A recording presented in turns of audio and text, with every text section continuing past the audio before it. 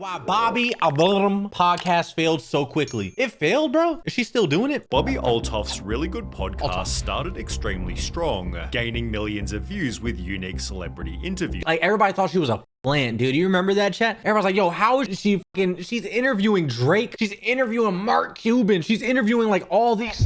I thought someone had dirt. Like she got dirt on all these people or something, dude. It was just crazy. Like the high profile people she was interviewing. However, in just a year and a half, her viewership has basically flatlined, with almost 300,000 people agreeing I've never seen an industry plant fall off harder than she did. Damn.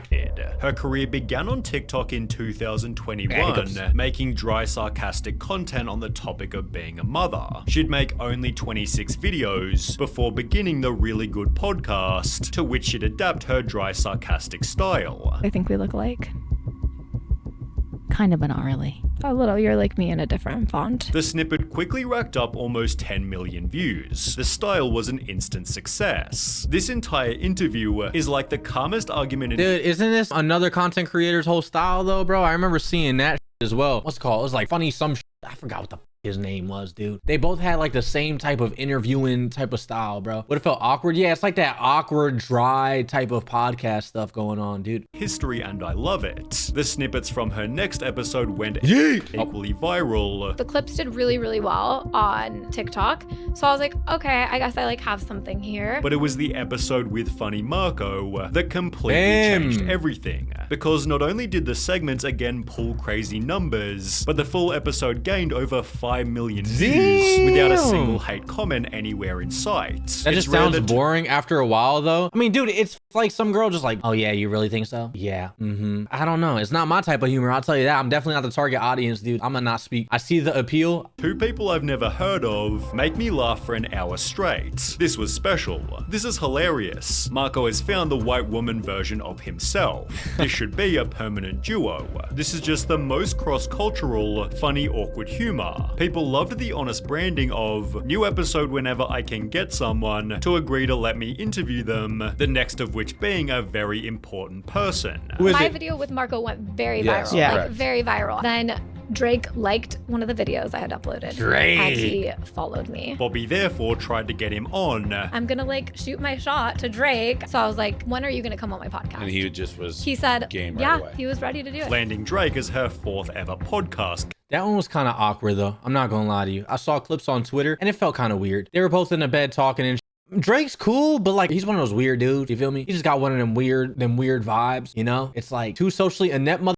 Yeah, something like that, dude. That one was horrid. I don't know. Every fucking clip I've seen just felt so weird. Guest. From an entertainment standpoint, the episode was basically perfect. Not only had she landed Drake, who never does podcasts, but she'd done so in a funny, intimate setting, whilst keeping it calm and relaxed, to the extent that people thought they were just old friends. The fact that you were so calm next to Champagne Poppy, because if I was in a bed next to Drake, I would be freaking out. It therefore gained The fact that you were in the I'm sorry. I'm so sorry. I was in it though. Slay!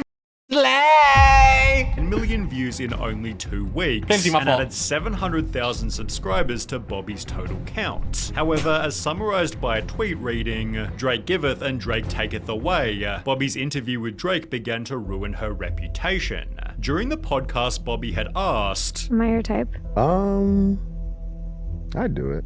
Thank you. and when Drake said that Bobbi Yeah, should this is the clip I seen, bro. with his friend, she seemed kind of interested. If I could hook you up with anyone, it would be my dog Smigs. Smigs? Smigs. Smiley. Can you tell me about Smiley? Let me show you a picture of him. Is he well known? This menacing ass music. What the f is this music, dude? You would think this is about to kill him or something. What the f is going on? Or are you just a friend of yours? The Funny Marco interview had a similar interaction, Are you hitting on me?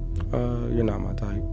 What's your type? with Bobbi stating she started the podcast for the following reason. To have a way to meet people, and the podcast, I was like, I wish I could have like collaborate with other people. Meeting new people likely wasn't sinister, but flirting with famous musicians seemed to annoy her husband, who filed for She had a man? She in the same bed with someone as a man? Brother. divorce only 6 days after she recorded the podcast with Drake. I guarantee you, she's like, that's why Drake better you. I don't need you anyway. I'm Bobbi. I'm Bobby. She plays a song. Bobby, you can have the kids too. Keep them. Get a fucking mansion. To make matters worse, Sorry. Bobbi also admitted, I flew all the way here You did. I really do appreciate on my that. daughter's first birthday You missed your daughter's first birthday. For to this. be here. Okay, L mom, dude. Like, actually, that's crazy. But what I just said probably stands even more, dude. Holy, keep the kids. I'm going to see Drake, mother. Sorry. Regret that you'll never be able to undo.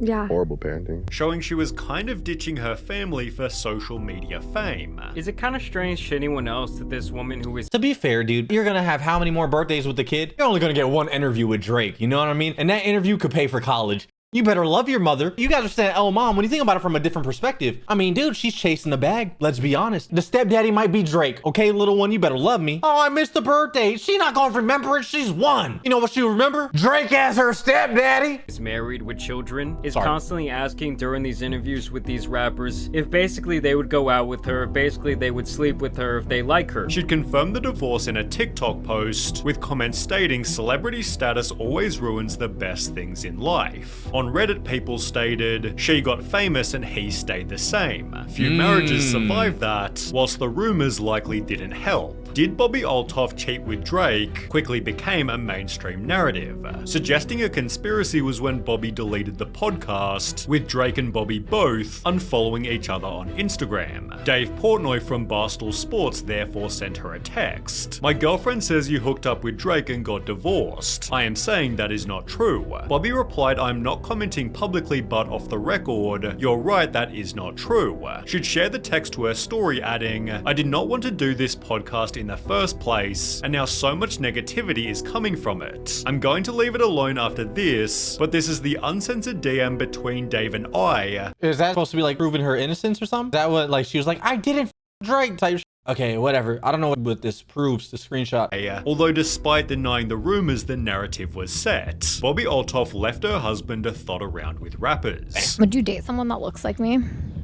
Because there's just a person What does that mean? like looks exactly like me. They have a twin. Maybe. If I had a twin, would Maybe you date them? If she was like cool and like, you know. The damage this did to Bobbi's image could be seen on her husband's Instagram, with comments reading, sorry that your ex sold you out for clout and fame, after which They on her ass D. everything Bobbi did became some kind of drama. For example, she'd do a podcast with Lil Yachty, with people calling her ungrateful after she said this. I walked into his Well, I house and it kinda was like super awkward because like those, though. he's really kind of awkward. He didn't even like say hi to me. He's just sitting there with like his two assistants, and then he comes up, he's like, oh hi, gives me like a half hug, and I'm just like hi, then goes back to his spot, and I'm like, dude, I don't even want to do this. I'm texting my friend like, Ashley, I need to leave, this is so awkward, I don't want it, like what am I doing here? She wants Your whole thing is awkward. Her whole persona is just, yeah, no, do you like people like me? Like, that's your whole thing. Now you don't like awkward, motherfucker? What the?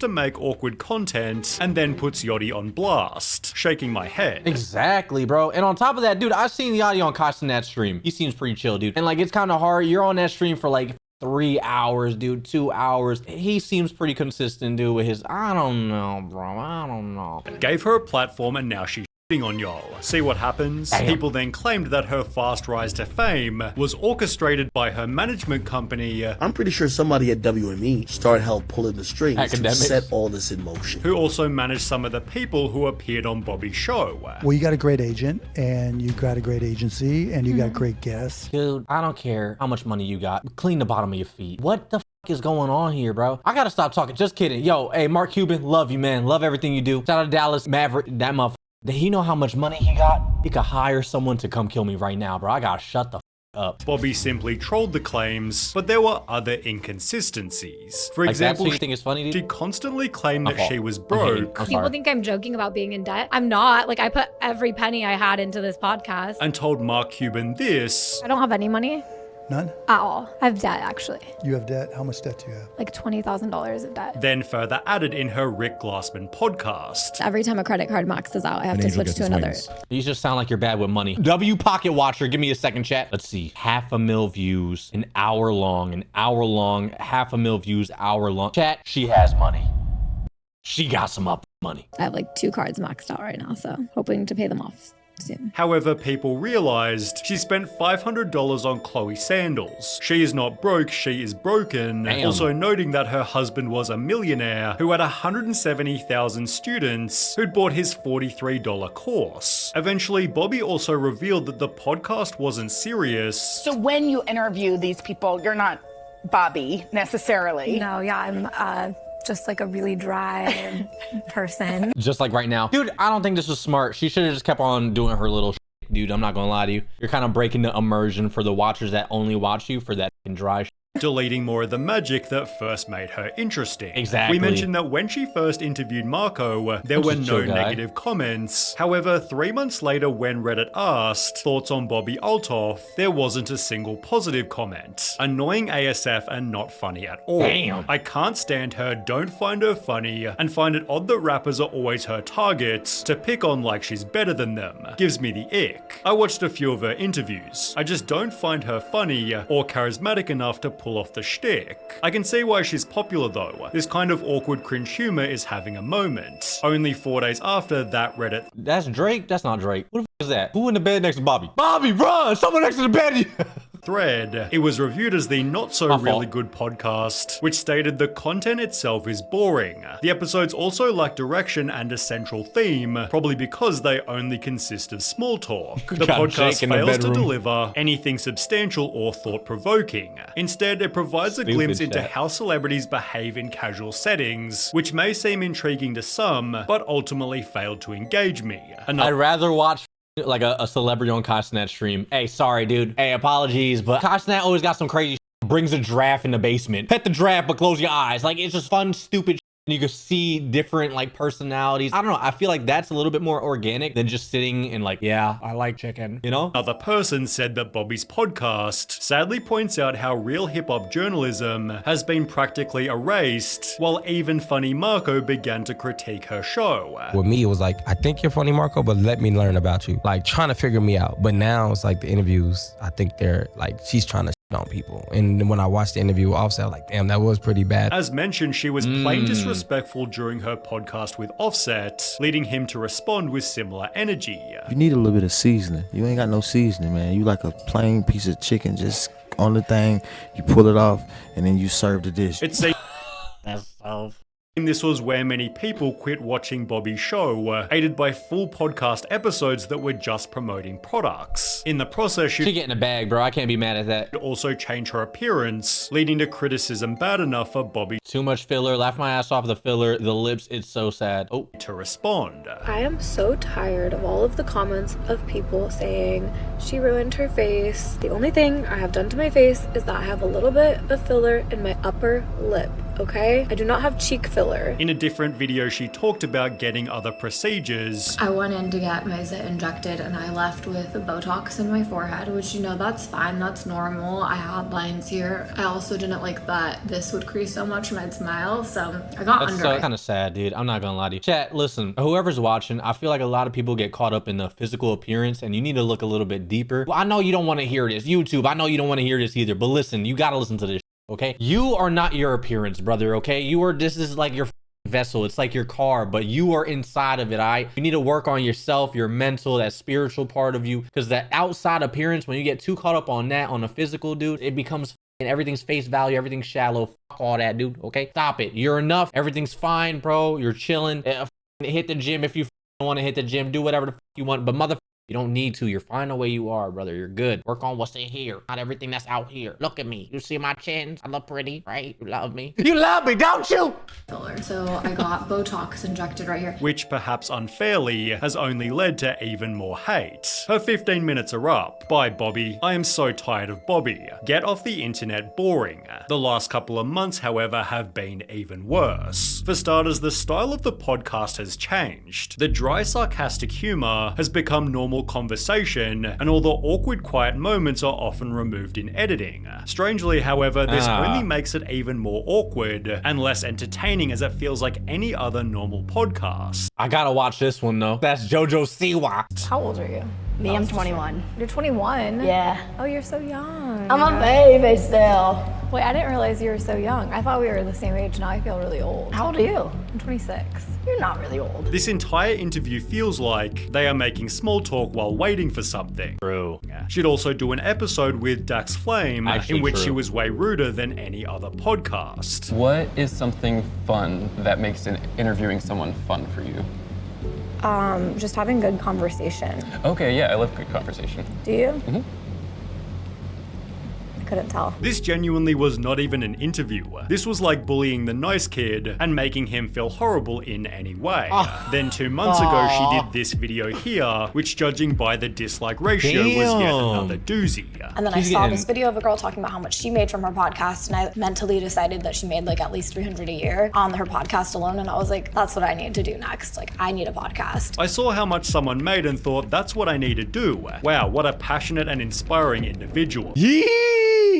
Toward the start of her career, Bobbi joked, not more money though, and that's all that matters in the world, but it seems that's now her actual philosophy. I didn't grow up with money. I am on a lifelong journey to get money. I love Money's nice. it's amazing. No, it's not. Chat, listen to me very, very closely. Money would solve a lot of problems for sure, dude. I feel like 99% of people's problems is money related. And as soon as you get money, it's good. But at a certain point, you got to understand when you look around and all you have is money. You don't have family, you don't have friends, you don't have significant others, you don't have people to spend time with, make memories with, money is useless, dog, okay? Nothing. I mean, like all the problems, right? Matter of fact, how about this? All the fun times I've had, when I look back, dude, it's all the times I was broke as with my friends, dude. 100%. I mean, talking about like after basketball, we're at the McDonald's splitting a McChicken. You know what I mean? It was because, bitch, I got money now. I got gold teeth. I got my diamond chain and no, but seriously though, like I think spending time with family is probably the most important thing by far everything. And one of his favorite songs that I fucking like, it's just J. Cole. Listen to J. Cole. I know he fucked up with that beef with Kendrick and stuff. I promise you, that motherfucker shaped and molded me. I swear to God, he one of the best artists alive. I swear to God, dude. Since doing the interview, Bobbi's has significantly slowed. Her reputation is far from perfect, whilst her interview style has simply gone stale. I mean, maybe she's fallen off, maybe she didn't, maybe she'll come back, dude. I feel like, I buy YouTube, make sure to like, comment, subscribe, thank you.